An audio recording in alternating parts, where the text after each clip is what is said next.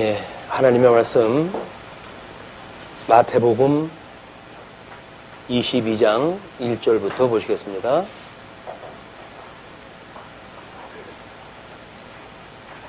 예수께서 다시 비유로 대답하여 이르시되 천국은 마치 자기 아들을 위하여 혼인잔치를 베푼 어떤 임금과 같으니 그 종들을 보내어 그 청한 사람들을 혼인잔치에 오라 하였더니 오기를 싫어하거늘 다시 다른 종들을 보내며 이르되 청한 사람들에게 이르기를 내가 오찬을 준비하되 나의 소와 살진 짐승을 잡고 모든 것을 갖추었으니 혼인잔치에 오소서 하라 하였더니 그들이 돌아보지도 않고 한 사람은 자기 밭으로 한 사람은 자기 사업하러 가고 그 남은 자들은 종들을 잡아 모욕하고 죽이니 임금이 노하여 군대를 보내어 그 살인한 자들을 진멸하고 그 동네를 불사르고 이에 종들에게 이르되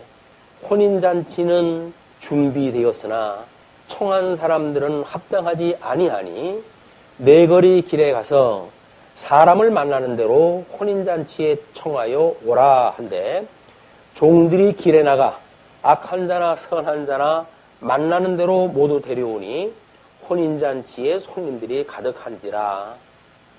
임금이 손님들을 보러 들어올새 거기서 예복을 입지 않은 한 사람을 보고 이르되 친구여 어찌하여 예복을 입지 않고 여기 들어왔느냐 하니 그가 아무 말도 못하거늘 임금이 사환들에게 말하되 그 손발을 묶고 바깥 어두운 데에 내 던지라. 거기서 슬피 울며 이를 갈게 되리라 하니라. 청함을 받은 자는 많되 택함을 입은 자는 적으니라.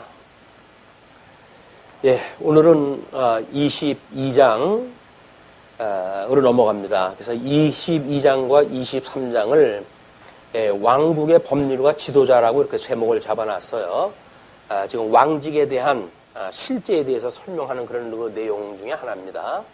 그 중에 22장의 그 내용은 왕국 법률에 대한 실제에 대한 그 내용들이 소개가 되어지고 있는데요. 예수님은 우리가 늘 아는 대로 우리 참 언약자손입니다. 구약성경에 언약되어졌던 언약자손인 예수께서 이제 당신에 대한 오해를 하고 있는 또는 성경에 대해서 오해를 하고 있는 이스라엘 사람들한테 모든 율법과 선지에 대한 이치를 재교육을 시키고 있는 장면이 22장의 내용입니다. 그런데 우리 본문 읽었던 대로 22장 1절로 14절이 혼인잔치의 비유로 천국에 합당한 법을 가르쳐 주시는 내용이에요. 자, 우리 예수님께서는 구약성경을 통하지 않으면 구약성경 안에서의 문화에 익숙해져 있는 사람들한테 예수님을 설명할 수 있는 방법이 없어요. 그냥 제일 잘 설명할 수 있는 방법은 구약성경의 근거를 통해 가지고 구약성경에 이러이러한 사건들이 있었지 그것이 곧 나에 대해서 이야기를 한 거야. 그러니까 지금 너희들이 나를 받아들이지 않는 거는 구약성경을 모르거나 믿지 않기 때문에 나타나는 현상이란다 라고 하는 걸 지적을 하는 거죠. 하나님의 말씀은 계시의 그 말씀이기 때문에 말씀을 근거로 하지 않은 일은 아무런 의미가 없어요. 우리가 어떤 그 일을 할 때에 이 일을 해야 된다라고 하는 당위, 전제가 주어지게 되면 그 다음부터는 옳으냐 그르냐 이 편이냐 저 편이냐 이쪽으로 갈릴 수밖에 없어요.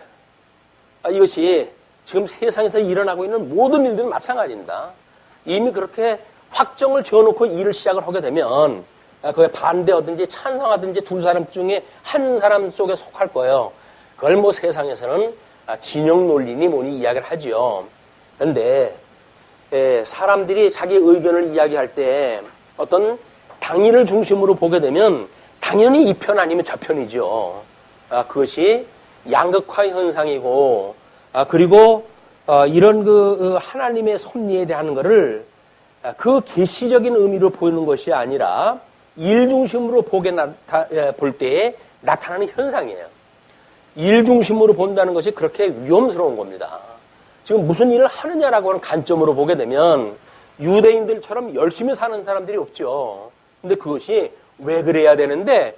라고는 원리 쪽으로 들어가게 되면 그냥 몰라요. 예, 우리 아버지 때서부터 그렇게 해왔고 할아버지 때서 그렇게 해왔고 조상 때부터도 그렇게 해왔기 때문에 그렇다는 거거든요. 잘못되어져 있는 원리를 가지고 대를 이어가는 전통이라고 그러는 무슨 의미가 있습니까? 그것이 과연 성경적인 근거가 뭐냐라고 하는데 우리 초점이 자꾸 돌아가야 돼. 우리는 일중심이 아니라 계시중심이라고 늘 강론을 할 때마다 강조가 되어지는데 그럼에도 불구하고 일을 앞에 놓게 되면 계시중심이 아니라 일중심으로 접근을 할 수밖에 없어요. 그리고 뭐 이래야 되느냐, 저래야 되느냐. 그래서 왜 저 사람은 저런데? 라고 해도 비난하고 뭐 비판하고 이렇게 일이 진행될 수밖에 없거든요. 이거는 하나님의 뜻이 무엇인지를 분별하는 영적 예배의 출발이 잘못되어졌기 때문에 그러는 거예요. 우리 영적 예배를 드리면서 사는 것이 성도들의 생활인데 성도들의 이 삶이 영적 예배의 삶이 아니라 그냥 세상에 있는 혈육관계에 있는 그 사람들하고 똑같은 논리로 살아가게 되면 옳으냐 그르냐라고는 시비에 얽힐 수밖에 없어요. 이것이 현금 일어나고 있는 아마 지금 저 난리를 치고 있는 사람들의 그런 그 모습입니다. 그 사람들이 나쁜 사람들이 아니에요. 그냥 그것이 옳다고 누가 주장을 했고 그냥 그렇게 해야 된다고 이야기를 하니까 줄레줄레 따라가기 때문에 그런 일들이 만들어지거든요. 그런데 적어도 우리가 그리스도의 종인데 사람의 종이 아니잖아요. 그러니까 목사가 이리 와라 저리 와라 한다고 해서 흔들려가 되겠어요? 여러분들은 주님의 종이에요. 그러니까 주님의 뜻이 뭔가를 분별해야지. 목사가 이러라 저래라 하는 것이 무슨 그 의미가 있습니까? 여전히 아무리 이렇게 설명했다 해도 그래도 목사님이 말씀을 해주셔야죠. 목사님이 지존대로 하는 거 따라갈 겁니까? 안 되는 거예요, 그게. 우리는 다 그리스도의 종이에요. 그리스도의 말에 순복을 갖다 해야지 목사의 말에 순종하는 게 아니에요. 물론 성령 안에 있게 되다 보게 되면 그리스도 안에서 성령의 인도를 따라서 하나님의 말씀을 분별하고 그 말씀을 따라서 지도를 하게 되어지게 되면 하나님의 뜻이니까 그건 자연히 순종하게 되어지죠. 그거는 목사의 말에 순종이 아니라 성령에게 순종하는 거고 그리스도에게 순종을 하는 거예요. 다만 우리가 받은 은사가 다르기 때문에 어떤 사람은 가르치는 자로 은사를 주셨고 어떤 사람은 또 다른 은사를 주셨기 때문에 목사의 강론을 들으면서 이제 이 지도가 되어지니까 불가피한 일이 있지만 성도는 철저하게 그리스도의 종인 걸 잊어버리시면 안 됩니다. 우리의 출발점이 뭐냐? 내가 어떻게 하나님의 아들이 되어졌고 사망 세계로부터 생명 세계로 옮겨졌느냐라고 하는 그 출발점을 우리가 늘 기억을 해야 돼요. 아니 우리가 태어난 생일은 아침에도 보니까 교회 학교 아들 이거 축복성을 부르고 그러던데 태어난 육신이 중요한 게 아니잖아요. 사망으로부터 생명에 옮겨졌던 우리들의 정체성의 변화가 중요한 겁니다. 이제는 우리 하나님을 아버지라고 부르는 자녀가 되어졌다고 하는 게 중요한 건데 근데 생일은 매년 잊어버리지 않고 꼬박꼬박 챙기잖아요. 그걸 또 축하해주면 서운해 오잖아요. 그런데 우리가 그리스도 안에서 새 생명을 얻었다고 하는 것에 대해서는 별로 다른 사람들이 축하를 하거나 말거나 관심이 없어요. 그거는 우리가 형식만 붙잡고 있기 때문에 그렇습니다. 그 형식 안에 담겨져 있는 복음의 진수를 놓치고 형식적인 거에 얽혀 매이고 살다가 보니까는 그냥 육신으로 태어난 생일이 중요한 거예요. 그리스도 안에서 새로운 피조물이 되었다라고 하는 그런 기쁨과 즐거움이 우리의 삶을 이끌어가는 힘이 되는 것이 아니라 그저 세상에서 주어지는 부스러기들 그것이 많이 누리고 살면은 그게 복인 줄 알고 있으니까 세상 사람들이 전부 그쪽으로 하는 거예요. 세상에 떨어지는 부스러기가 그것이 지천으로 깔려가지고 기름진 음식을 먹는다고 치십시다. 그걸로 먹고 영생을 할 수 있습니까? 아무리 기름진 음식을 먹어도 점심때가 되면 또 먹고 싶어요. 점심때 아무리 배를 두들기고 가면서 아이고 배불러 죽겠네 하면서도 저녁 때 가면 또 먹어야 돼요. 그 음식에 우리가 천착할 것이 아니라 우리의 생명의 말씀이 되어지는 그 말씀이 무엇인가, 이거를 일용할 양식을 삼는 것, 이게 성도들의 생활 기본이에요. 근데 우리는 이런 걸 자꾸 놓치게 되어지니까 강론 때마다 이 강조가 되어지는 겁니다. 그래서 강론 시간만이라도 우리가 하나님의 말씀은 우리의 일용할 양식이로구나, 우리가 떡으로만 사는 것이 아니라 하나님의 말씀으로 우리가 살아가는 거로구나 라고 하는 걸 기억하는 일이 매우 중요하다. 그런 맥락에서 지금 22장 1절로 14절이 혼인잔치의 비유로 지금 이 천국에 대한 법을 갖다 가르치시는 내용인데, 천국에 대한 거는 지금 자기 아들을 위하여 혼인잔치를 베푼 어떤 임금과 같다, 이렇게 이야기를 했어요. 그럼 여기는 이제 구약성경의 이제 논리예요. 이거는 예수님이 구약성경의 원리를 가지고 지금 너희들이 이렇게 모세의 글, 이 모세 오경, 이 모세 오경에서 언약한 대로 하나님의 나라를 지금 누리고 사는 거 아니에요, 이 사람들이. 그러면 이제 하나님 나라가 백성이 됐어요. 하나님 나라 백성이 되어졌는데 지금 지금 여기는 신정 정치를 갖다 하는 곳이에요.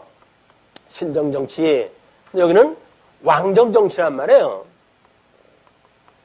이거는 우리가 하나님이 하시는 하나님의 이 사역에 대한 이거를 지금 메시아 그리스도 기름 부음 받은 자를 통해 가지고 하나님이 한다고 하는 걸 보여주는 일들이거든요.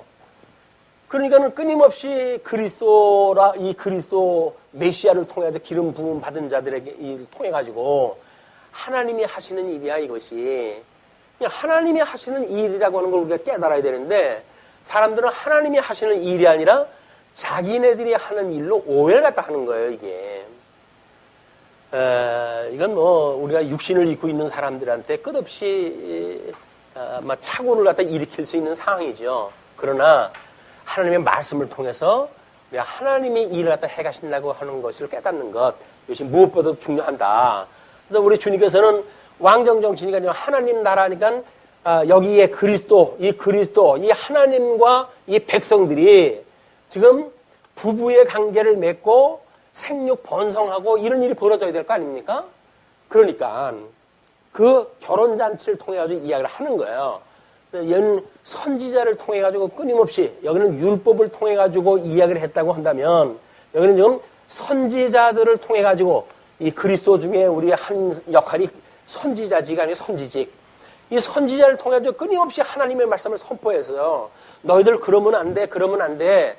우리 신랑 되시는 하나님의 뜻을 따라서 하나님 나라를 누리고 살려고 한다면 하나님의 말씀에 귀를 기울여야 돼 라고 이야기를 했지만, 인간들이 먹고 사는 게 뭔지 하나님의 말씀을 안 들으려고 그래요. 그래가지고 이 다른 종들을 보내요. 또 이제 잔치에 오라고 했는데도 불구하고 오기를 싫어하니까 다른 종들을 보내요. 그랬더니 이르되 청한 사람들에게 이르기를 내가 오찬을 준비하되 나의 소와 살찐 짐승을 잡고 모든 것을 갖추었으니 혼인잔치에 오소서 하라 하였더니, 우리가 여기서 하나님 앞에 이 청함을 받은 사람들이에요. 이 청함을 받은 사람들이 이 부르심에 우리가 합당한 열매를 맺고 살아가는가에 대한 문제인데, 여기서 주님이 오라고 그래요. 그냥 아무것도 놓고 그냥 빈손 들고 오라는 거예요. 내가 잔치를 다 버려놨으니까 널 맨손 들고 아주 먹기만 하면 돼, 그 이야기예요. 그런데 이 사람들이 하는 이야기가 뭐라고 그럽니까? 그들이 돌아보지도 않고 한 사람은 자기 밭으로, 한 사람은 자기 사업하러 가고 헌대는 일이, 아니 여기서 거저준다는데 거저주는 것보다 내 손으로 내가 품을 갖다 써가지고 먹고 살아야지. 그러니까 밭으로 가고 사업하러 가고 가는 거예요. 하나님은 거저준다고 그러는데 거저주는 걸 거부하고 전부 지 사업하러 가는 거예요. 이것이 예수님이 지금 그냥 나에게로만 오라는 거예요. 나에게로만 오라. 그런데 사람들은 그래도 염치가 없지. 염치가 있지. 어떻게 빈손 들고 주님 앞에 갑니까? 여기서 그래도 내가 먹은 공로를 쌓아야지요. 라고 해가지고 이러고 저러고 핑계를 대고 교회 오질 않는 거예요. 교회 오지 않는 것이 자기네들의 생각 같겠죠, 이게? 자기네들의 생각 같을 거예요. 그러나 큰 그림을 보게 되면 하나님께서 하시는 일 중에 하나일 뿐의 일부예요. 그 오라고 그러면 예수님이 빈손 들고 와라. 내가 너희 모든 죄를 갖다 사하겠다라고 이와 같다 했으니 주님 말씀 듣고 오면 얼마나 좋겠어요. 그런데도 저는 죄가 많아가지고 못 갑니다. 죄인이니까 오라고 그런 거야. 죄인을 우리 주님께서 부르셨어. 아이 그래도 죄를 내가 뻘이 쥐고 있는데 내가 어떻게 교회를 갑니까? 라고 해가지고 아주 겸양지덕이 높은 사람처럼 그런 거절을 갖다 해요.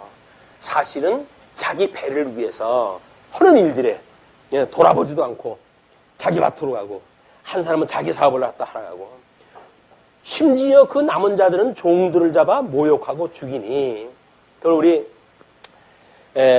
아마 이제 이사야서 54장 5절은 너를 지으신 이가 내 남편이시라 그의 이름은 만군의 여호와시며 내 구속자는 이스라엘의 거룩한 이시라 그는 온 땅의 하나님이라 일컬음을 받을 것이라. 그러면 천지 만물을 지으시는 하나님, 이 하나님께서 이스라엘 백성들을 우리 노아의 12대 손에서 아브라함을 불러내셔가지고 하나님께 언약 자손을 삼아주셨단 말이에요. 그래서 그걸 깨닫게 하시려고 구체적인 설명을 또 한데도 불구하고 길을 막고 듣질 않아요, 인간들이. 하나님께서 선지자를 갖다 보내고 또 보내고 그랬더니 나중에는 왜 귀찮게 듣기 싫은 얘기 자꾸 해? 잡아 죽여.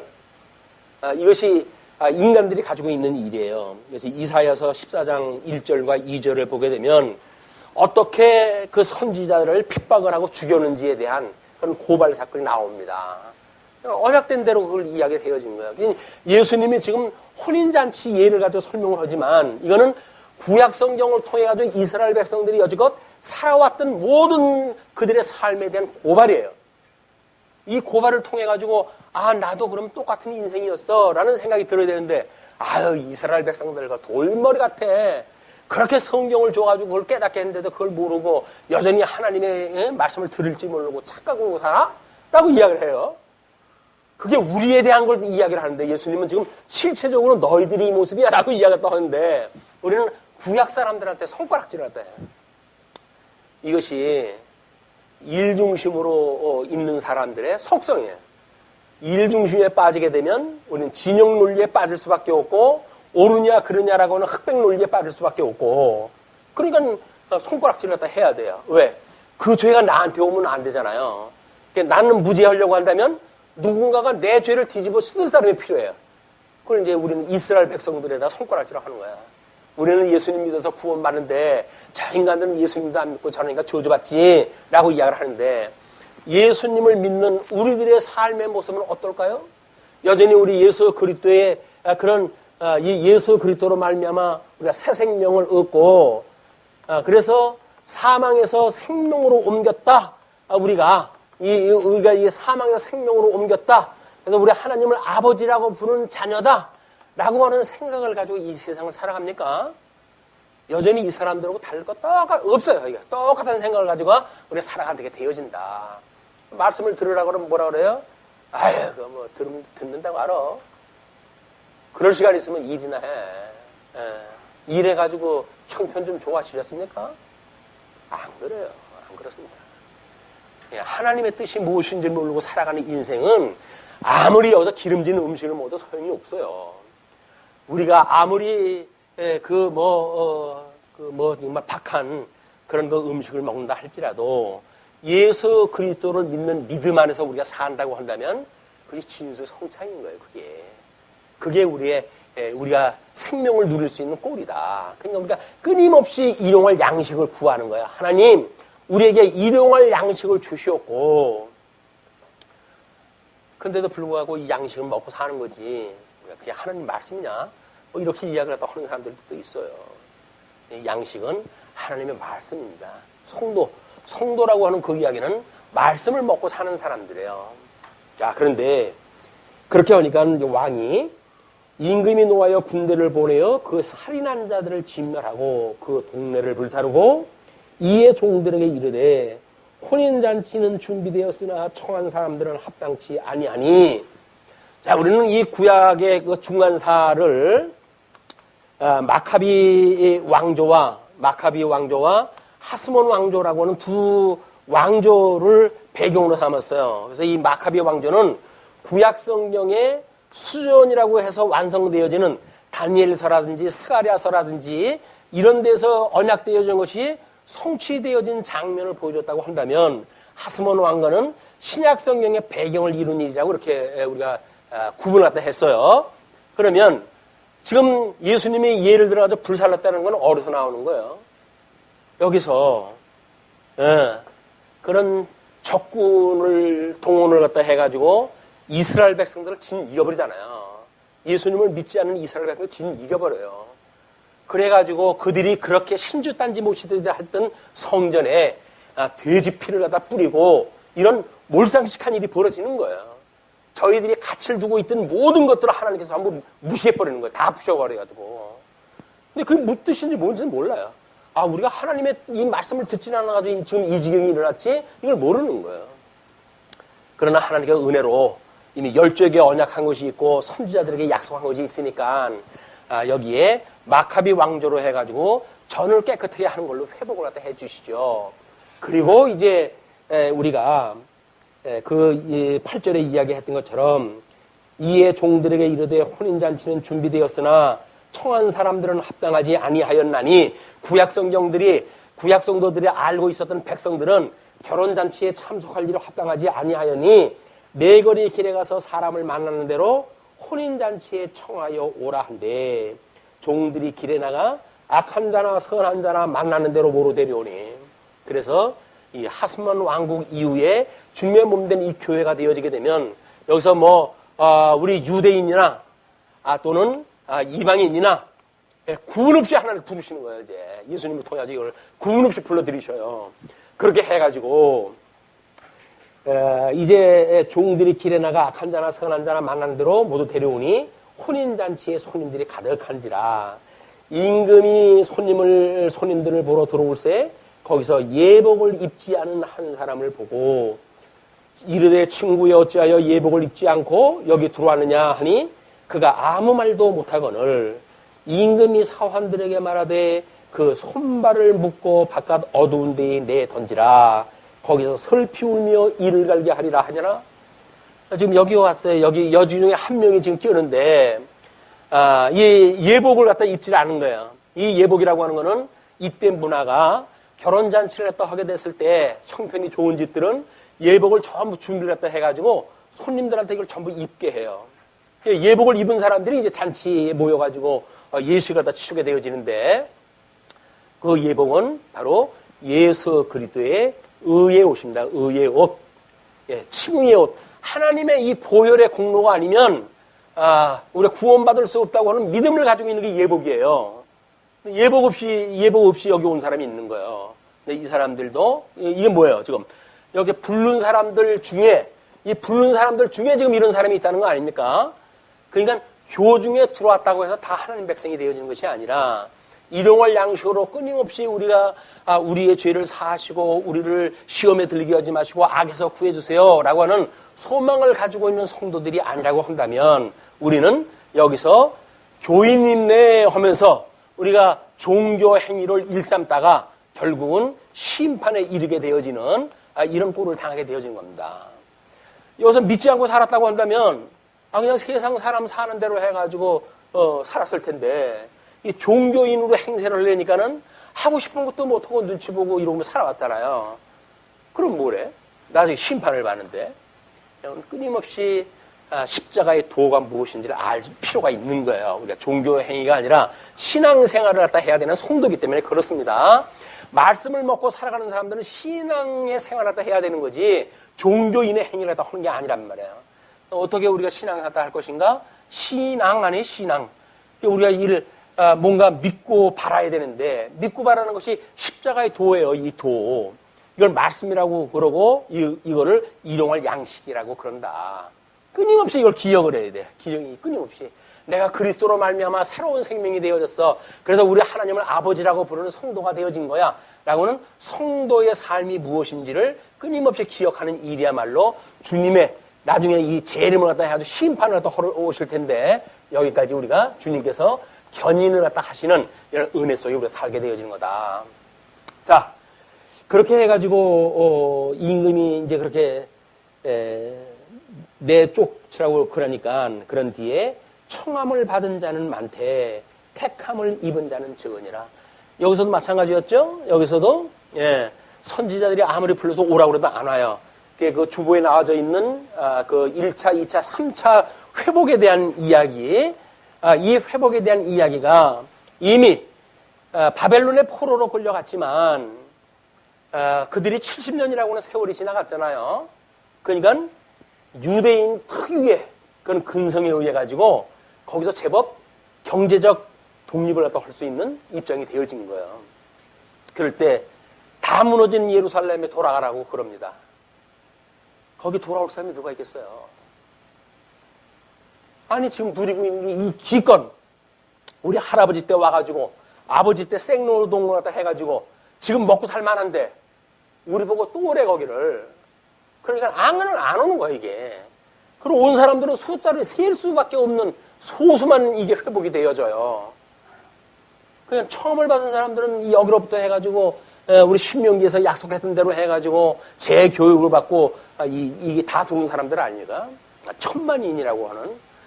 그런데 그 들어왔던 사람들이 여기에서 나중에 궁극적인 회복의 장면을 보니까 몇이 안 남는 거예요. 이 구약의 원리는 뭡니까? 신약에도 마찬가지예요. 종교 생활하다가 탈락될 사람들이 대부분인 거예요. 그리고 진짜 청함을 받은 사람들, 우리 예수님이 말씀하시듯이 그 청함을 받은 자한테 택함을 입은 자는 적다. 하나님 앞에 특별히 택함을 받은 사람들, 그래서 영생에 이르게 되어지는 이런 그 사람들은 그 소수다 그 이야기예요. 여러분들이 여기에 참여되어져 있기를 예수님의 이름으로 축복합니다. 네. 이 말씀을 분별받다 하는 사람들은 그냥 여기에 있을 확률이 높아져요. 그러나 무조건 교회당에 나가면 되고 뭐 목사님 말씀 잘 들으면 되고 뭐 연보 잘하면 되고 이런 걸로 해가지고는 종교 행위의 끝이 많은 거예요. 하나님의 뜻을 분별하는 일이 무엇보다 중요하다. 자, 그리고 이제 15절로 22절 보시게 되면 우리 바리새파의 세금 질문으로 천국의 세법을 가르치십니다. 자, 이에 바리새인들이 가서 어떻게 하면 예수를 말의 올무에 걸리게 할까 상의하고 자기네들끼리 작당을 했어요. 그리고 자기 제자들을 헤롯 당원들과 함께, 헤롯 당원들은 정치 색깔이 짙은 사람들이에요. 바리새인들이 율법주의자들이 그 정치 집단들하고 함께 예수께 보내어 말하되 선생님이여 우리가 아노니 당신은 참되시고 진리로 하나님의 도를 가르치시며 아무도 꺼리는 일이 없으시니 이는 사람을 외모로 보지 아니하시니이다. 아주 한껏 예수님을 놀려요. 우리 세상 말로 뭐라 그래요? 칭찬은 고래도 춤을 추게 한다 그러잖아요. 네. 그래서 사실 아닌 걸 가지고도 우리는 얼마나 칭찬을 해야 되는지 몰라. 우리가 아무 이유 없이 우리한테 칭찬하는 사람들은 한 번쯤은 왜 그러지? 이거 질문을 해야 돼요. 스스로 자기한테. 저분이 왜 나를 칭찬했다 하지? 이걸 질문을 해야 돼요. 이게 없으면 그냥 깨춤을 춘다니까? 잘한다고 그러니까 그냥 깨춤을 춰. 그 깨춤을 추는 사람들이 뭐예요? 그 조종당하는 사람들이에요. 선발대로 동원돼가지고 우리가 조종을 당하는 사람들. 뭔지도 몰라. 허리니까 하는 건지 알아.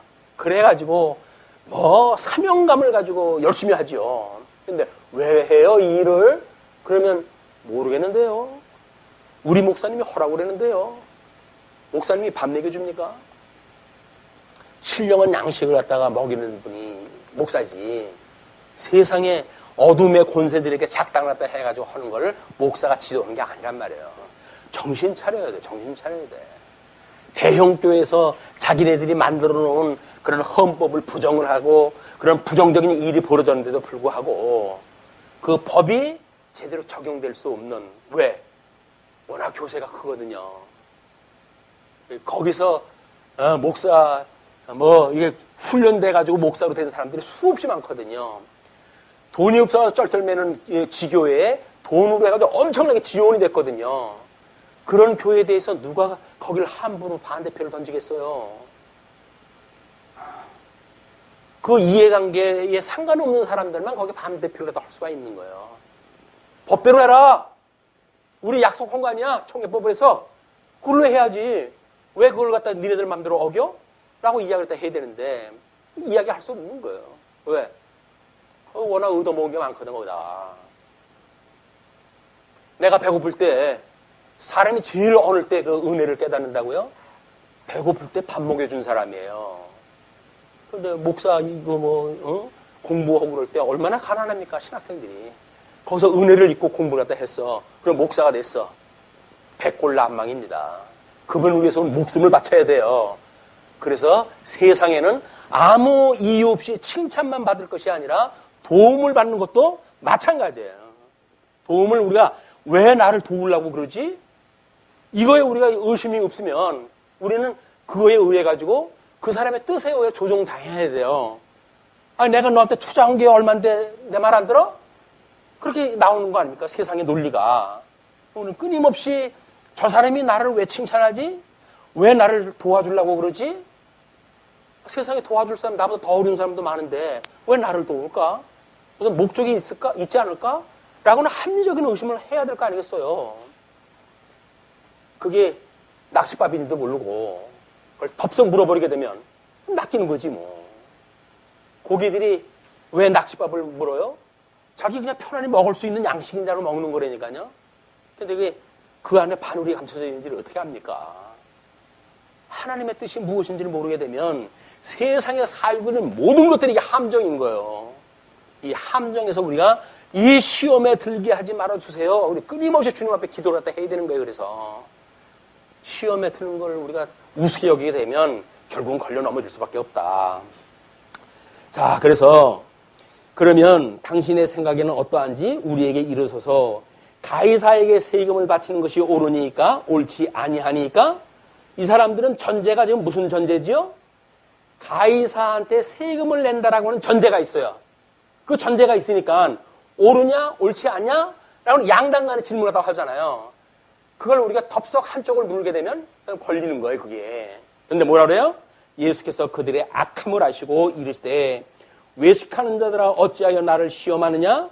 세금 낼 돈을 내게 보이라 하시니 데나리온 하나를 가져왔거늘 예수께서 말씀하시되 이 형상과 이 글이 누구의 것이냐? 이르되 가이사의 것이니이다. 이에 이르시되 그런즉 가이사의 것은 가이사에게 하나님의 것은 하나님께 바치라 하시니 그들이 이 말씀을 듣고 놀랍게 여겨 예수를 떠나가니라. 지금 헤롯 당들은 로마 제국에 충성을 갖다 해야 돼요. 가이사에 세금 내는 걸 적극 지지를 갖다 하는 사람들이에요. 바리새인들은 세리를 죄인같이 취급하는 사람들이에요. 두 양극단의 그 논쟁은 끊임없이 지금 지속이 되어지고 있는데 일부러 시험을 할 때 두 무리를 보낸 거예요. 예수님한테. 너 헤롯 당원의 이야기를 들을 거야? 바리새인 이야기를 들을 거야? 한번 이야기해봐. 라고 그랬더니 예수님이 뭐라 그래요? 그 꼼수를 갖다 안 가네. 예. 꼼수를 갖다 아는 거예요. 양극단의 이야기 한쪽을 이야기를 하게 되면 흑백 논리에 빠지는 거예요. 이 세금을 내야 된다고는 당위에다가 기준을 준다고 한다면 그렇단 말이에요. 어떤 일이든 당위를 전제를 하고 시작이 되어지게 되면 우리는 당위에 묶이고 말아요. 그걸 뛰어넘는 게 뭐예요? 계시 중심이란 말이에요. 계시 중심. 하나님의 뜻이 뭐지? 이걸 봐야 되는데 하나님의 뜻을 보지 않고 오라, 글러 라고 하는 접근이 되어지니까 네 편 아니면 내 편이지. 중도가 누가 있어요? 중도가 거기서 별로 그렇게 알아서들 하세요 하는 사람들 외에는 이렇게 되는 게 이게 세상 이치인 거예요. 그러니까 거기서 이제 그렇게 예수님의 말씀을 듣고 놀랍게 여기서 예수를 떠나간다. 우리 예수님은 육신을 입고 이 땅에 오셨지만 육신을 입고 오셨던 예수님, 육신을 입고 오셨던 그 예수님은 하나님 안에 이분이 우리 성령으로 잉태되어 있는 하나님이에요. 그래서 이분은 참 하나님이고 이분은 참 사람인 거예요. 이 두 가지 조건을 이분은 다 가지고 계신 분이기 때문에 이분이 하나님의 일은 하나님의 일로, 세상의 일은 세상의 일로 설명을 하실 수가 있는 분이에요. 근데 이 사람들은 그런 지혜가 없으니까 어떤 한쪽에 취하게 되어진다. 그러나 예수 그리스도로 말미암아 중생되어진 사람들은 어떻습니까? 우리도 마찬가지죠. 이 성령의 소욕과 육체의 소욕을 갖고 사는 이걸 우리가 성도라라고 이야기를 하는 거예요. 그러니까는 성령의 뜻이 무엇인가를 분별하는 일과 이 세상에서 주는 일은 그 뜻이 무엇인가를 분별하지 않으면 우리는 세상 논리에 빠져가게 되어진단 말이에요. 우리 하나님께서 우리를 다시 죽었던 우리를 살려주셨으니까 이제는 하나님의 뜻을 분별하는 영적 예배를 중심으로 해서 신앙생활을 하는 것이다. 그래서 여기서 신앙생활이라는 이야기는 철저하게 영적 예배의 이야기예요. 영적 예배. 영적 예배가 어떤 어떤 그런 관념적인 그런 것이 아닙니다. 성도들의 실체적인 거예요. 실체적인 거. 자, 그리고 23절로 33절을 보시게 되면 사두개인의 부활 질문으로 천국의 실상을 가르치십니다. 집요해요. 부활이 없다는 사두개인들이 그날 예수께 와서 물어 이르되, 그때 있었던 모든 집단들은 다 와가지고 예수님 시험하겠다 하는 거예요. 헤롯 당원들, 바리새인들, 그다음에 사두개파 교인들 다 와서 손 넣었다 하는데, 이 부활이 없다 하는 사두개인들이 그날 예수께 와서 물어 이르되, 선생님이요, 지금 이제 결혼의 예를 가지고 설명을 했잖아요. 선생님이요, 모세가 일렀으되 사람이 만일 자식이 없이 죽으면 그 동생이 그 아내에게 장가들어 형을 위하여 상속자를 세울지니라 하였나이다. 우리 중에 7형제가 있었는데, 이것도 가정이에요. 이 가정을 전제로 해서 사실인 것처럼 말하는 거에 말려 들어가면 안 돼요. 가정 말고 실제적인 걸 예를 드시죠? 라고 이야기하다 해야 돼요. 왜냐하면 우리 중에 7형제가 있었는데 마디가 장가 들었다가 죽어 상속자가 없으므로 그 아내를 그 동생에게 물려주고, 그 둘째와 셋째로 7째까지 그렇게 하다가 최후에 그 여자도 죽었나이다. 그런즉 그들이 다 그를 취하였으니 부활 때에 7 중에 누구의 아내가 되리까? 아주 입장 곤란한 질문을 한 것 같잖아요. 왜? 모세의 법에 그렇게 이야기를 했어요. 모세의 법에 너희들이 그 형제의 대를 잇도록 그렇게 해라. 그렇게 이야기를 했으니까 여기서 계대 결혼이라고 하는 대를 갖다 잇는 이런 결혼법에 대한 거를 모세법에 이걸 이야기를 한 거 아닙니까? 이걸 가지고 지금 예수님을 공격을 하는 거예요. 그러니까 예수께서 대답하여 이르시되, 너희가 성경도 하나님의 능력도 알지 못하는 거로 오해하였도다. 이들이 지금 성경, 이 사두개파 교인들도 모세 오경을 믿어요. 지금 이 예수님 오셨을 당시에 바리새인들은 이 선지서까지 다 믿었지만 이 자유주의 신학자들의, 그때 자유주의 지향적인 사람들, 이 사두개파 교인들은 선지서의 이야기를 안 믿어요. 그리고 모세 오경 성경을 그냥 믿었던 사람들이거든요. 그냥 믿었던 사람들인데 모세 오경에서 이렇게 이야기를 했는데, 그러면 나중에 누구의 아내로 살아가야 될 겁니까? 근데 그렇게 질문을 한 거예요. 그러니까 예수님께서 너희들이 믿노라 하고 하는 성경도 오해를 한 거야. 성경이 말하는 건 그게 아니야. 라고 이야기를 하는 거예요. 그리고 하나님의 능력, 이 전지전능하신 하나님의 능력, 이것들 능력도 너희들이 오해를 한 거야. 성경도 오해를 하고, 전지전능하신 하나님의 능력도 너희들이 부정하고, 오해하고 있는 거니까, 너희들은 지금 신앙생활을 하는 것이 아니라 나중에 지옥 가기 위해서 종교생활을 하고 있는 거야. 그걸 이야기를 하는 거예요. 그래서 예수님께서 이렇게 이야기를 합니다. 부활 때에는 장가도 아니 가고 시집도 아니 가고 하늘에 있는 천사들과 같으니라. 지금 여기서는 우리가 우리의 육체를 입고 있는 사람들이, 중생한 사람들이 함께 결혼을 갖다 하잖아요. 아니, 이 결혼을 갖다 하게 되면 예수님과 주님의 몸된 교회가 연합되어져 있는 의미를 깨닫고 살아가는데, 부부지간에 싸우지 않고 잘 살아가야 될 거 아니겠어요? 맨날 뭐 이렇게 지지고 볶고 그러는지 몰라. 새로 이렇게 우리 교중에 들어왔거나 어린 자녀들은 예수님을 믿는다면서 우리 엄마 아빠는 맨날 왜 이렇게 싸우는지 몰라? 라고는 의심을 갖게 되어질 거예요. 그죠? 그럴 거예요. 아니, 하나님 나라라며 여기가. 근데 어떻게 맨날 싸워? 하나님 나라가 싸우는 데야? 그럼 나중에 우리 죽어서도 맨날 천국 가면 맨날 싸우고 살아? 라고는 질문을 할 거예요, 우리 자녀들이. 근데 사실은 뭐 엄마 아빠한테 힘에 눌려가지고 직설적인 질문을 우리가 피하지. 눈치들이 맑았거든요. 엄마 아빠는 먹고 살 수가 없어. 그러니까 엄마 아빠 입장 난처한 질문을 안 해서 그렇지. 이 사람들처럼 이 바리새인이나 사두개파 교인들처럼 예수님을 알기로 우습게 여기는 사람들은 질문을 해야 되는 거예요, 그게. 뭐라고 그럽니까? 그러면서 죽은 자의 부활을 논할진대 하나님이 너희에게 말씀하신 바 나는 아브라함의 하나님이요 이삭의 하나님이요 야곱의 하나님이로라 하신 것을 읽어보지 못하였느냐? 하나님은 죽은 자의 하나님이 아니요 살아있는 자의 하나님이시나 하시니. 아니 지금 여기서 누구의 아내가 됩니까? 이야기를 했더니 예수님께서 하시는 이야기가 열조에 대한 이야기라는 거예요. 우리 열조라고 하는 건 누굽니까? 예, 아브라함, 그 다음에 이삭, 그 다음에 야곱. 이 이야기를 또 하면서 이 이야기가 전부가 뭐예요? 아브라함을 하나님께서 불러가지고 부르시는 하나님이에요. 예, 그래서 열국에 대한 걸 약속을 하신 분 아닙니까? 그래서 이삭은 예정을 하신 분이에요. 예, 우리 에서는 미워하고 야곱은 사랑했다고 할 정도로 하나님께서 이미 예정을 뜻하시고 여기서 부르었다는 이야기거든요. 그런데 이 야곱은 12아들을 주어가지고 이 12아들을 뭐예요? 이것이 언약자손이란 말이에요. 언약자손. 언약자손 12아들을 낳고 이들이 성장을 해가다가 애굽의 종으로 팔려간 거예요, 이제. 이 애굽에. 그래서 400년 동안이나 종로로 타던 이들을 하나님께서 불러내신 거 아닙니까? 여기 종로로 타던 이들을 불러내신 거예요.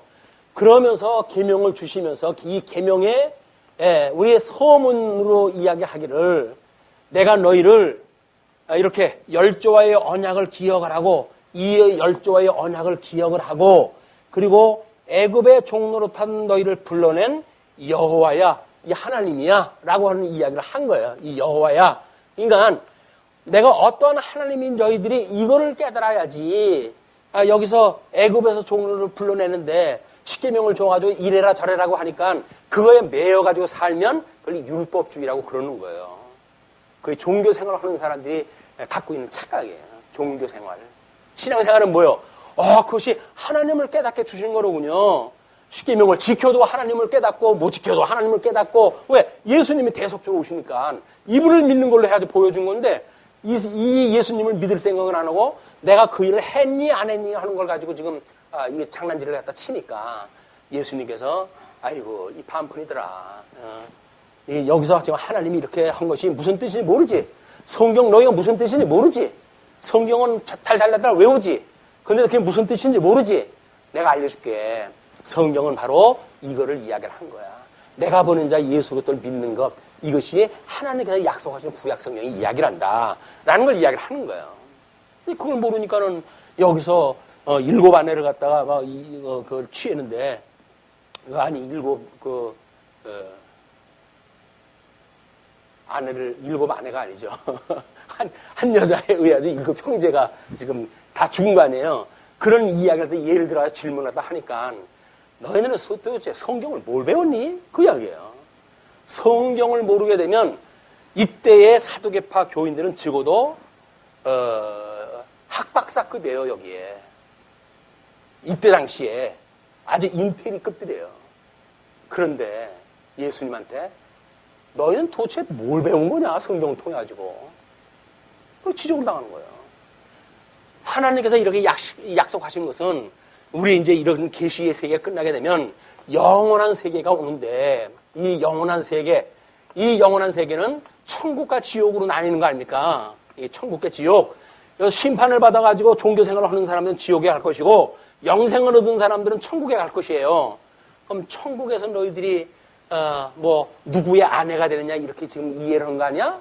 근데 지금 내가 이 이야기는 너희들한테 이야기를 안 했지만 구약 성경에서 이야기한 것을 아브라함의 이 열조와의 이야기를 한 걸 보니까 하나님은 살아계신 하나님이고, 살아계신 하나님이라고 한다면 계시가 끝나더라도 천국과 지옥은 영원히 있을 것인데, 그러면 천국에서 너희들이 생각하는 것처럼 거기서 장가고 시집가고 그런 데처럼 보이냐? 그 이야기가 아니에요. 육신을 가지고 있던 너희 열조들도 다 죽었지만 성경에 살아있다고 이야기를 하는데, 그 영생이라고 하는 의미를 그렇게 모르겠니? 그 이야기예요. 자, 그러면 이제 우리는 이제 그걸 깨달았어요. 똑같은 우리 실수는 하지 마십시다. 그들이 무리가 듣고 그의 가르침에 놀라더라. 우리도 그 가르침에 놀랐어요. 아, 그런 일이, 그런 복음이 이걸 깨달았어요. 근데 이걸 잊어버리고 또 일 중심으로 빠져들어가게 되면, 우리는 이 사람들하고 다를 거 하나도 없어요. 그걸 기억을 해야 돼요. 자, 34절로 40절 율법 교사들의 질문으로 천국의 사랑의 법을 가르쳐 주십니다. 예수께서 사두개인들로 대답할 수 없게 하셨다 함을 바리새인들이 듣고 모였는데, 순수 바리새인들만 이제 다시 또 작당을 갖다 했어요. 그래가지고 그 중에 한 율법사가 예수를 시험하여 묻되, 선생님, 율법 중에서 어느 계명이 큽니까? 예수님은 지금 여기에서 지금 이거를 설명한 거 아니에요? 그랬더니 바리새 이 율법사가 어느 계명이 큽니까? 라고 질문했다 해요. 예수께서 이르시되, 내 마음을 다하고 목숨을 다하고 뜻을 다하여 주 너희의 하나님을 사랑하라 하셨으니 이것이 크고 첫째 되는 계명이요. 우리 이 계명의 대신 계명, 대인 계명, 이 둘로 구분된다고 그렇게 이야기를 했어요. 첫째 번서부터 넷째까지가 대신 계명, 다섯 번째서부터 10가지가 대인 계명이라고 그렇게 공부를 했어요. 그럼 이제 이 대신 계명이 이렇게 위로는 하나님을 사랑하고 이웃에 대한 걸 이렇게 설명을 했다 해요. 첫째 되는 계명이요. 둘째도 그와 같으니 내 이웃을 내 자신같이 사랑하라 하셨으니 이 두 계명이 온 율법과 선지자의 강령이니라. 성경에서 가르쳐줬던 이 율법과 선지자들이 했던 이야기가 수많은 이야기로 다른 이야기를 한 것 같지만 여기서 하는 이야기가 단 한 가지야. 뭔지 알아요? 그걸 우리가 강령이라고 이렇게 이야기해요. 강령. 이 강령이 위로는 하나님을 사랑하고 이웃을 사랑하는 것, 이것이 율법과 선지자의 온 강령이란 말이에요. 대강령. 구약 성경을 아무리 공부해도 그래서 강령의 중심을 빼앗기고 엉뚱한 걸 여기서 배우게 되면 아무 의미가 없어요. 뭐 인물 중심으로 해가지고 어떤 사람이 이렇게 해서 성공을 했다는 등 구약 성경 성경한 것이 그 사람이 잘해가지고 성공한 것이 아니잖아요. 근데 우리는 구약 성경을 가지고 성공 사례를 우리는 듣고 싶어해. 그게 무슨 의미가 있어요? 그때 당시에 그 사람이 하나님께서 그런 사역을 쓰신 건데 방법적으로 그 사람이 그렇게 했기 때문에 성공한 게 아니잖아요. 하나님께서 그 일을 하시기 위해서 그렇게 섭리했다 하신 건데 그걸 놓치게 되면 방법을 우리가 배워요. 여기서 일을 갖다 하기 위한 일 중심의 방법을 배우게 되어진다고요. 그것이 아니라 이 계시 중심의 우리의 역사를 배운다. 하나님께서 우리를 뭐를 통해서 이 계시를 갖다 하셨을까? 뭘 위해서 계시를 갖다 하셨을까? 여기서 우리가 살아가는 사람들은 뭘 중심으로 산다고요? 일 중심으로 사는 거예요. 이걸 우리가 기능주의라고 이렇게 해요. 기능주의. 기능에 매달려가지고 일 중심으로 해가지고 살아가는 거예요. 근데 정말 계시 중심일까? 이것이 하나님께 주신 말씀의 뜻에 의한 뜻일까? 그래서 영적 예배로 살아가는 사람은 계시 중심으로 살아가야 되고 육신으로 살아가는 사람들은 일 중심으로 살아가는 거예요. 성공이냐 실패냐. 우리가 실패한다고 한다면 아무리 하나님의 뜻에 반대해도 난 갈 거야. 그럼 갈 거예요. 그냥 그 길로 가요. 그런데 거기서 성공해가지고 뭐 어떻게 할 건데? 성공해가지고 뭐 어떻게 할 건데? 그래서 하나님 뜻 어겨가지고 성공해가지고 뭘 어떻게 할 건데? 이런 영원하신 하나님이 우리한테 예수의 그들을 보내주셔서 대속의 은혜로 하나님 나라 백성을 삼아주셨는데 그게 부족해가지고 여기서 성공한다고 한다면 죄든지 내 영혼도 팔아버릴 거야. 요즘 그런 거 유행어잖아요. 성공을 위해서는 영혼도 팔겠다 내가. 용감한 것 같죠? 무식한 거예요. 무식한 거. 성공이 뭐가 대단하다고. 내 영혼을 팔아요. 한 번밖에 우리가 못 오는 세상이고 하나밖에 없는 생명인데 그 생명을 우습게 여기면 안 되잖아요. 요즘 뭐 대한민국의 자살률이 제일 높다고 그러지 않았습니까? 얼마나 생명이 우습게 여겨졌으면 그냥 포기를 할까요? 인터넷 문화라는 것이 리셋 문화예요. 리셋 문화. 지워버리고 다시 시작해. 그 이야기야. 잘못됐어? 지워버려. 포맷시켜. 또 없애버리면 다시 시작할 수가 있으니까. 그건 가상세계에서 있는 일이지. 우리 인생은 한 번 오면 그걸로 끝이에요. 그러니까 우리가 살아가는 이 인생은 정말 심사숙고하고 살아갈 이유가 있는 거예요. 쏟고 그냥 그렇게 대충 살아갈 것이 아니라 참 진리의 세계가 뭔지 이걸 우리가 알고 살아가야 된다. 이걸 모르게 되면 그냥 포맷시키고 다시 시작하면 되지 뭐. 나 다시 포맷 해가지고 다시 할 줄 모르는데 그거 3만 원이면 해줘. 이건 다 그래. 예, 컴퓨터 그냥 포맷시키면 전문가한테 가면 3만 원이면 그거 해주는데. 우리 인생살이는 포맷되어지는 가상세계가 아닙니다. 우리 사는 세계는 참 세계예요. 그래서 우리는 우리 인생에 대해 진지하게 생각을 해야 돼요. 내 인생에 대해서 너무 가치롭게 생각을 해야 돼요. 하나밖에 없는 생명인데 쏟고 살 수는 없잖아요. 쏟고 살 수 없잖아요. 우리는 그게 중요한지를 모르니까 이 까짓건 아니면 말지 뭐. 아니면 말고. 요즘 그거 유행이에요. 아니면 말고. 다른 사람은 그걸로 해가지고 온 집안이 망해가는데 아니면 말고. 힘 있는 자들이 그런 짓이나 하고 앉았고. 정말 아니면 말고일까요? 자기네 집에 그제 그대로 그냥 걸려도 자기가 그런 가족이 전부 그렇게 멸망 지경에까지 이르러도 그런 얘기를 할까요? 즐거워도 이 땅에 사는 사람들은 그러면 안 돼요. 왜? 언젠가는 나의 일이 될 수 있으니까.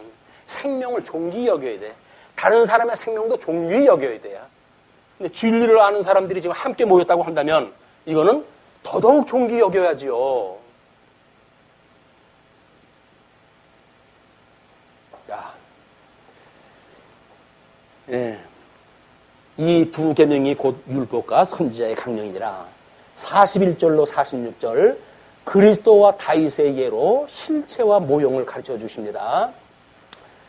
예, 오늘 양이 좀 많아가지고 그 주석을 갖다 해놓은 거 일일이 소개를 갖다 시킬 수가 없어요. 시간이 없어가지고 참고로 읽어보시면 좋은데 읽어보시겠습니까? 공사다망 하신데 그냥 그런 근거에 의해서 말씀드렸다는 것만 이야기를 하시고 잘 보관했다 해놨다가 어느 날 볼 필요가 있으면 한번 보셔요.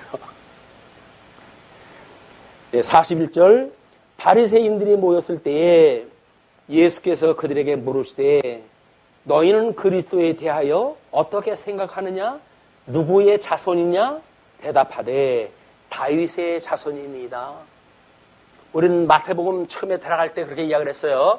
우리 예수 그리스도는 혈통적으로는 다윗의 자손으로 오셨고 그리고 성결의 영으로는 하나님의 아들로 인정되었느니라 이렇게 이야기를 했잖아요. 그게 우리 이 중보자이신 예수 그리스도의 특징이에요. 육신으로는 다윗의 자손으로 오셨지만 성결의 영으로는 하나님이에요. 하나님. 근데 하나님은 눈에 보이질 않고 육신만 보이잖아요. 지금 육신만 보이잖아요. 그러니까 그들이 가지고 있는 오해가 그거로부터 시작되어졌기 때문에 예수님께서 그렇게 질문을 갖다 하는 거예요. 그리스도에 대하여 그 누구의 자손이냐? 대답하되 다윗의 자손이다. 이르시되 그러면 다윗이 성령에 감동되어 어찌 그리스도를 주라 칭하여 말하되 주께서 내 주께 이르시되 내가 내 원수를 내 발 아래 둘 때까지 내 우편에 앉아 있으라 하려도다 하였느니라. 우리 시편 110편 1절에 중요한 그 말씀이기 때문에 이제 말씀을 드리는데 110편 1절 예수님은 그 주께서 여기 이제 시편에서 이야기할 때 다윗이 노래하기를 이제 여기서 이야기했던 다윗이에요. 천민국 걸렸던 다윗이 찬송을 갖다 하는데 다윗이 어떻게 주께서 내 주께 이르실 때 그냥 하나님께서 내 주께 이르실 때 그 이야기예요. 그냥 내가 내 원수를 내 발 아래에 둘 때까지 내 우편에 앉아 있으라 하셨도다. 이렇게 되었을 때 원수를 완전히 심판할 때까지 그걸 뭐라 그랬어요? 우리가 하나님 보좌의 우편에 계신 것 이걸 우좌라고 얘기했어요. 우리 사망 가운데 죽으셨다가 부활하시고 승천하셔서 승천하시는 하나님께서 예수님께서 하나님 보좌 우편에 계시다가 저리로부터 산 자와 죽은 자를 심판하러 오시리라. 사도신경 우리가 암송할 때마다 그걸 외웁니다. 그냥 우리 주님은 지금 어디 계셔요? 하나님 보좌 우편에 계셔요. 우편에 앉아 계신 분이 어떤 분이라고요? 대주제가 되시는 분이라면 대주제. 여기 뭐 선택받은 자나 불택받은 사람이나 누구나 할 것 없이 모든 것들의 통치자가 되시는 분이에요. 그걸 우리가 그분을 주님이라고 부르는 거예요. 주님. 예수 믿는 사람들이 예수님을 주님이라고 여기질 않으니까 얼마나 예수님하고 맘먹으려고 덤벼드는지 몰라요. 자기가 예수라는 둥, 또 무슨 보혜사 성령이 자기나 어쩌나 아주 이단들이 들끓고 좀 그래요. 우리 주님은, 이 주님은 대주제가 되기 때문에 그 주님이라는 거예요. 나의 주가 되시는 님이시여, 그 이야기야. 그러면 난 뭐예요? 우리 주님을 주님이라고 부르면 난 뭐예요? 사는 성도들은 뭐예요? 나는 종입니다. 그예요. 나는 종입니다. 나는 당신의 이런 계시사역 영광을 드러내기 위한 종입니다. 종이면 종답게 살아야지. 종이 주인으로 털려고 그러니까 세상에 거꾸로 돌아가는 거예요, 이게. 네. 세상의 모든 관직을 가지고 있는 사람은 누가 주인이라고요? 백성이 주인이에요, 백성이 주인. 주님의 몸된 교회는 누가 주인이라고요? 성도 여러분들이 주인이에요. 목사가 주인이 아니에요. 집정자들이 주인이 아니에요. 근데 우리는 이거 주인 역할을 갖다 안 하냐고. 그리고 종 역할을 갖다가 해가지고 목사의 종이 되냐고요. 우리는 주님의 종이지, 이 주님의 종이지 목사의 종이 아닌 거예요. 그래서 이 중생인을 불러가지고 주님께서 주님의 육신을 가지고 살아가는 동안은 끊임없이 종이로되 우리 주님을 주님으로 여기며 살아가도록 이를 섭리하셨다. 모든 종은 종이에요. 거기다 목사들만 존칭이 필요합니까? 종에다 님자 붙이면 됩니까? 종님. 코미디예요, 코미디. 종님이요, 종님이. 종이면 종이지. 왜 이런 아이러니한 이런 우스갯소리가 나올까요? 종이라는 건 성경에서 말하는데 이걸 감출 수는 없고, 그렇다고 목사를 갖다가 그냥 종이라고 부르기는 좀 그렇고, 이거다 님자 하나 붙여가지고 존칭을 쓰자. 이게 존칭이 맞는 존칭이에요? 기독교는 지금 코미디예요, 코미디. 그러니까 세상 사람들이 손가락질하는 거예요. 교회 웃겨. 쟤네들 뭐는지 몰라. 웃기는 거예요, 그냥. 자, 다윗이 그리스도를 주라 칭하였은즉 어찌 그의 자손이 되겠느냐. 예수님이 이렇게 다윗도 그 주님이라고 이야기를 했는데 다윗의 종이겠느냐, 이 그리스도께서. 내가 그때 종이겠느냐, 그런 이야기죠. 그렇게 하니까 한마디도 능히 대답하는 자가 없고 그날부터 감히 그에게 묻는 자도 없더라.